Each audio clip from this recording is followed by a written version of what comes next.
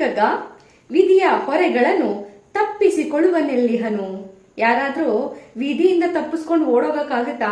ನಮ್ಮ ಹಣೆಯಲ್ಲಿ ಬರ್ದಿರೋದ್ನ ನಾವು ಅನುಭವಿಸೇ ತೀರ್ಬೇಕು. ಬೆದರಿಕೆಯ ನದರಿಂದ ನೀಗಿಪನು ಸಕನು. ವಿಧಿ ಇದಾನಲ್ಲ ನಮ್ ಜೊತೆ, ಎಷ್ಟೇ ಕಷ್ಟ ಬಂದ್ರು ಅದನ್ನ ನಮ್ಗೆ ಅರ್ಗಿಸ್ಕೊಂಡು ಬದುಕೋದ್ ಹೇಗೆ ಅಂತ ರೂಢಿ ಮಾಡಿಸ್ತಾನೆ. ಎದೆಯ ನುಕ್ಕಾಗಿ ಸಾನಿಸು ಬೆನ್ನ ತುಟಿಯ ಬಿಗಿ ವಿಧಿಯಗಸ ನೀಮ್ ಕತ್ತೆ. ಎಷ್ಟೇ ಕಷ್ಟ ಬಂದ್ರು ನಮ್ ಬೆನ್ನನ್ನ ನಾವೇ ತಟ್ಕೊಂಡು ನಮ್ ಬಾಯಿಗೆ ಬೀಗ ಹಾಕಿ ವಿಧಿಯನ್ನು ಅಗಸ ಇದಾನಲ್ಲ, ಅವನೇನ್ ಮಾಡ್ತಾನೆ, ನಮ್ಮ ಕೊಳಕನ್ನೆಲ್ಲ ಶುಚಿಗೊಳಿಸಿ ಹೊಸ ಬಟ್ಟೆ ಹೊರಿಸ್ತಾನೆ. ನಾವು ಕತ್ತೆಗಳಲ್ವಾ, ಒಗೆದಿರೋ ಬಟ್ಟೆಗಳನ್ನ ನಮ್ ಬೆನ್ಮೇಲೆ ಹಾಕ್ತಾನೆ. ಸುಮ್ನೆ ಕತ್ತೆ ತರ ಶುಚಿಯಾಗಿರೋ ಬಟ್ಟೆ ತೊಟ್ಕೊಂಡು ಬಟ್ಟೆನ ಹೊತ್ಕೊಂಡು ಹೋಗ್ತಾ ಇರಬೇಕು ಅಂತನ್ನೋದು ಈ ಕಗ್ಗದ ಭಾವಾರ್ಥ. ಮತ್ತೊಮ್ಮೆ ಹೇಳ್ತೀನಿ, ಕೇಳಿಸ್ಕೊಳ್ಳಿ. ವಿಧಿಯ ಹೊರೆಗಳನ್ನು ತಪ್ಪಿಸಿಕೊಳ್ಳುವನೆಲ್ಲಿಹದು, ಬೆದರಿಕೆಯ ನದರಿಂದ ನೀಗಿಪನು ಸಕನು. ಎದೆಯ ನುಕ್ಕಾಗಿ ಸಾನಿಸುವ ಬೆನ್ನ ತುಟಿಯ ಬಿಗಿ ವಿಧಿಯಗಸ ನೀನ್ ಕತ್ತೆ ಮಂಕುತಿಮ್ಮ.